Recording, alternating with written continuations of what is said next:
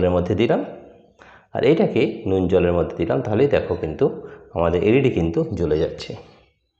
তাহলে প্রশ্ন হচ্ছে যে সত্যি কি এই সল্ট ওয়াটারের সঙ্গে আমরা কারেন্ট তৈরি করতে পারছি? না।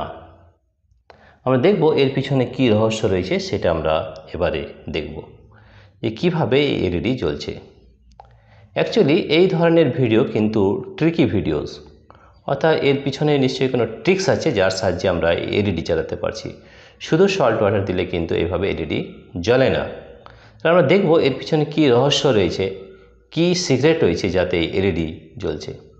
সবথেকে প্রথমে দেখবে যে আমরা যাই করি না কেন তার পিছনে নিশ্চয়ই কোনো ট্রিক্স রয়েছে, এবং এই ট্রিক্সটা রয়েছে কোনো জিনিসকে লুকোনো, অর্থাৎ this is a magic of science. আমরা যে ম্যাজিক দেখি, ম্যাজিকের মধ্যে কিন্তু বিভিন্ন জিনিস কিন্তু লুকানো থাকে যা আমরা চোখের মধ্যে